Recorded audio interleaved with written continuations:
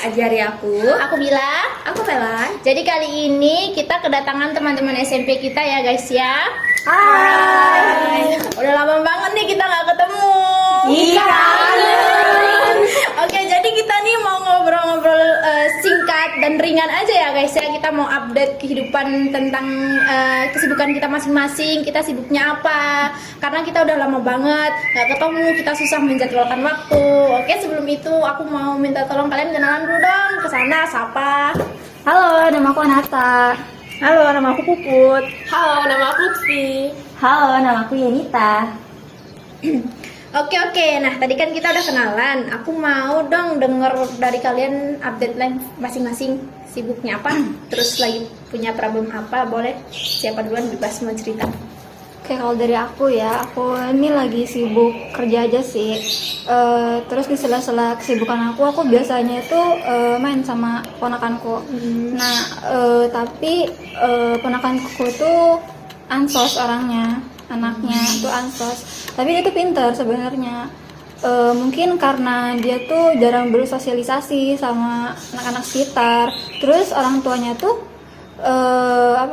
kerja gitu dari pagi sampai malam. Nah, menurut kalian nih, apakah dia termasuk anak yang pinter gitu? Iya ya, benar ya. Kan sosial juga penting nggak sih buat skill kehidupan. Nah, jadi menurut kalian pinter nggak sih? Kalau menurut aku tuh penting, cuman karena sosialnya itu agak kurang, jadi sebenarnya itu kepintaran tuh nggak harus imbang dari semuanya, maksudnya bisa salah satu, tapi mungkin sosial itu juga perlu karena kita kan maksudnya makhluk sosial ya, jadi kita pasti membutuhkan orang lain juga untuk ya entah kayak misalnya beli di warung itu kan kita juga perlu orang lain untuk melayani kita. Iya, dari benar. aku sih kayak gitu ya. Setuju sih. Iya. Keponakanmu kalau dibiarin bakal kayak bosku nggak sih? Kenapa bosmu? Ini bosku tuh pintar, terus dia tuh jiwa leadershipnya iya, tapi orangnya tuh nggak mau ngomong sama pekerjaannya, karyawannya. Jadi dia tuh kalau ada problem di perusahaan, dia cuma kayak langsung action aja, nggak ada kayak ngomong babi bu bebo gitu. Jadi dia langsung ambil keputusan sendiri tanpa tanya ke karyawan bawah Iya, gitu. Dia jarang berbaur juga kalau di kantor. iya. Itu lebih ke pendiam atau cool nggak tahu. Tapi menurutmu dia pintar? Iya, pintar. Kalau ada problem itu dia langsung selesainya secara sendiri gitu berarti. Iya, jadi tanpa keputusan karyawannya ataupun manajernya. Menurut kalian itu gimana sih? Dia pintar apa enggak? Itu tadi sih, aku sepakat sama kata Lutfi. Iya. Sebenarnya pintar, ya tapi emang sosial pun penting gitu. Kalau kalian? Nah, Pendapatnya? ngomong-ngomong, aku dari dari ngelihat dari Anata sama Yenita tadi kan tentang sosial nih. Kalau aku tuh kan aku ini ya kerja di bagian mengajar gitu kan. Nah itu tuh ada tetangga aku tuh yang sekolah di tempat kerjaku. Nah dia tuh kayak bilangnya anaknya itu tuh pinter, maksudnya pinter tapi dalam hal bagian kayak olahraga gitu loh, yang praktek-praktek kayak gitu. Nah dalam akademis kayak teori kayak gitu tuh dia kurang. Nah si ibunya ini mengeluhkan kayak sebenarnya tuh aku tuh maunya anakku tuh pintar dalam hal akademik gini-gini biarlah kayak intinya mau nomor 1 gitulah ibaratnya tuh. Tapi kan anaknya tuh bidangnya nggak di situ gitu loh. Dia bidangnya tuh di olahraga kayak praktek-praktek kayak gitu. Nah menurut kalian tuh emang kepintaran itu harus berdasarkan dari teori kah? Gimana pandangan dari kalian semua? Kalau menurut aku itu sebenarnya kayak kepintaran itu tuh sebenarnya nggak harus dari dari akademik gitu loh. Ya maksudnya kan banyak ya kepintaran tuh, entah dari kayak olahraga atau dalam hal kayak berbaur kayak gitu. Sosialnya. Iya, sosialnya itu bisa kayak gitu. Mungkin dalam hal menghitung itu bisa, tapi kayak menurut aku tuh nggak seharusnya itu semuanya diborong itu nggak, tapi kayak mungkin bisalah dari salah satunya itu. Kalau menurutku kayak gitu. Iya sih, benar. Setuju. Karena kepintaran kan nggak bisa dihitung hanya karena dari dia akademik kan. Iya. Setiap anak pasti memiliki kepintaran masing-masing. Itu berbeda, nggak ada yang sama.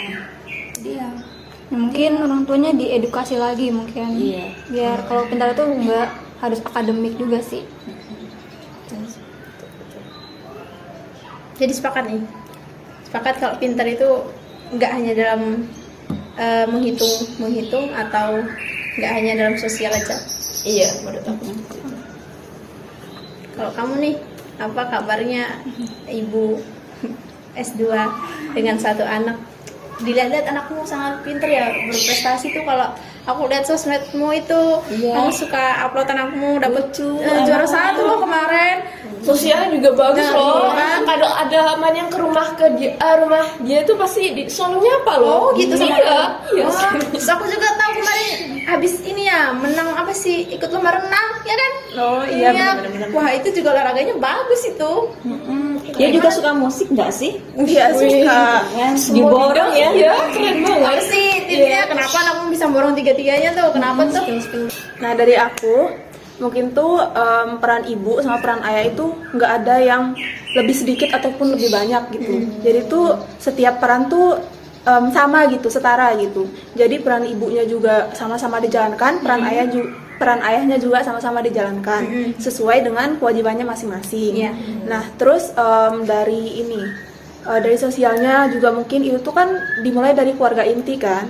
Jadi harus ada kedekatan antara orang tua dan juga anak. Itu tuh waktunya harus cukup gitu.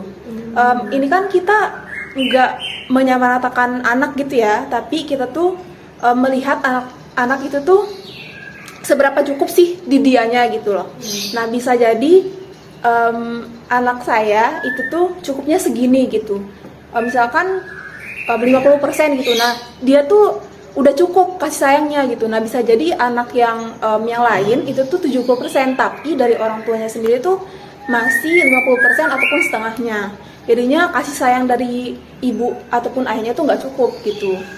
Nah, terus yang kedua adalah dari segi motoriknya. Itu tuh dari kecil itu tuh harus diajarin gitu. Diajarinnya seperti apa? Kayak kegiatan mungkin atau apa gitu? Oh iya, kayak misalkan motorik halusnya itu harus dilatih, motorik kasarnya juga harus dilatih gitu. Jadi dipantau gitu perkembangannya. Gitu. Jadi kayak kerjasama antara Suami dan su- istri. suami dan istri seperti itu. Iya. Berarti suamimu juga turut andil Iya. dalam hal itu. Lumayan ya. Nah, itu guys. Iya. Jadi kalau udah nikah gitu ya. Kita tiru di wahai ibu-ibu yang mantap. Keren. Dalam hal mendidik. Jadi kapan nih? Weh. Nanti aja ya. Iya. Sebenarnya dia tuh udah jadi ibu loh. Kan ibu. Oh iya. Iya benar. Betul ya. Nah, dari cerita kita berempat nih, menurut Bila dan Melan tuh sebagai lulusan psikologi, gimana sih pandangan psikologi? Tentang kecerdasan tadi ya. Iya. Oke, kalau dari salah satu tokoh psikologi itu ada mengungkapkan yang namanya Thorndike. Dia mengungkap inteligensi atau kemungkaran itu terdiri dari atas berbagai kemampuan spesifik yang ditampakkan melalui wujud intelijen. Ada 3 komponen, salah satunya itu ada abstrak, motorik, dan sosial. Nah, tadi kan ada 3 komponen. Abstrak, mekanik, sama sosial. Nah, kalau yang abstrak sendiri itu kemampuan konkret anak yang diterapkan pada kemampuan umum. Misalnya di sekolah, anak itu belajar menghitung apel, misal 2 tambah 2 berarti kan 4. Nanti kemampuan itu tuh kan, kita kan anak itu cuma belajar konkret tentang menghitung apel. Tapi nanti di kemudian hari, anak itu bisa menerapkan kemampuan itu tuh pada bidang-bidang yang umum. Misal ketika dia mau membeli makanan di warung, ketika dia menyerahkan uang, menghitung itu dia bisa menerapkan hitungan itu pada kegiatan-kegiatan tersebut. Padahal tadi kan anak cuma belajar caranya menghitung apel kan, tapi dia kedepannya bisa menghitung uang atau menghitung barang-barang lain kayak gitu. Itu yang disebut dengan bisa diterapkan pada kemampuan umum. Nah tadi bisa dikaitkan dengan kasusnya keponakan Anata kan, dia pinter banget secara abstrak, berarti kan secara teori pinter gitu kan. Dia sangat berkompeten di kemampuan abstrak itu. Tapi kemampuan abstrak ini dalam kasusnya keponakan Anata itu kalau di luar dalam bidang sosial itu tidak bisa diterapkan, karena kan kemampuan abstrak itu nanti tidak bisa dimaksimalkan kalau misalkan keponakannya masih antisosial. Jadi kan gimana nanti kalau misalkan dia mau menerapkan di kehidupan sehari-hari kalau dia tuh masih nggak bisa bersosialisasi kayak gitu. Itu tadi. Jadi itu bisa dikatakan pintar secara abstrak. Kalau yang kedua itu kan ada mekanik. Nah, mekanik itu sendiri itu kemampuan untuk bekerja dengan menggunakan alat mekanik yang sensorik atau motoriknya. Perilaku itu terbentuk melalui latihan yang konsisten. Sama kayak yang dijabarin sama Lutfi tadi dari ceritanya. Dari tetangganya kan tadi diceritakan kalau kepintarannya itu tidak harus melulu dengan inteligensinya kan atau akademik. Yang tetangganya tadi itu juga pintar tapi dalam hal mekanik, dari latihan yang terus-terus berulang itu membuat dia jadi pintar dalam suatu hal. Untuk komponen yang terakhir itu secara sosial. Jadi tuh gimana anak itu berbaur pada lingkungan sosial. Contohnya ketika dia memperhatikan perilaku atau mengamati tingkah laku temannya yang lain, ketika didapat apresiasi dari seorang guru, maka dia akan cenderung meniru perilaku temannya tersebut gitu. Jadi dia secara sosial juga cerdas kayak gitu. Oke, jadi kalau dari kasus-kasus kalian tadi, dari keponakannya Nata, bosnya Yanita, atau anak dari tetangganya Lutfi atau anaknya Puput sendiri, itu Thorndike itu menyimpulkan bahwa intelijensi itu tergantung dari tingkat intelijen neural connection. Jadi ikatan koneksi antara respon dan stimulus dengan adanya penguatan. Jadi kalau misalkan anak itu penguatan atau reinforcementnya hanya pada komponen abstrak seperti contoh keponakan Anata, maka dia dikatakan pintar secara abstrak. Kalau Lutfi tadi anak tetangga dari Lutfi tadi pintar secara mekanik karena reinforcementnya atau stimulus dan responnya itu dikuatkan hanya pada kemampuan mekanik. Kalau anak Puput tadi ketiganya bisa dimaksimalkan kalau tadi tuh stimulus dan responnya itu dikuatkan pada ketiga-tiga komponen tadi, komponen abstrak, mekanik, dan sosial kayak gitu. Jadi itu Thorndike mengemukakan bahwa tidak semua orang itu pintar pada ketiganya. Memang ada seperti tadi contoh anaknya Puput, tapi pada umumnya itu pasti ada yang lebih unggul di antara ketiga komponen tersebut. Seperti itu sih kalau dari pandangan psikologi. Jadi kalau misalkan kalian tanya, sebenarnya cerdas nggak sih? Cerdas, tapi hanya pada komponen tersebut kayak gitu.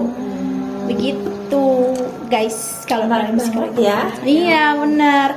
Jadi nanti kalau kita punya anak, kita usahain buat maksimalin di tiga komponen itu ya guys ya.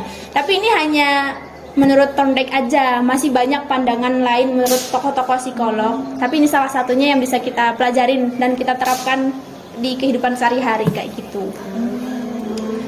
Oke. Terima kasih Mbak dari pandangan psikologi terkait dengan kasus-kasus yang kita alami. Oke. Habis ini kita kayaknya akan jarang ketemu lagi ya.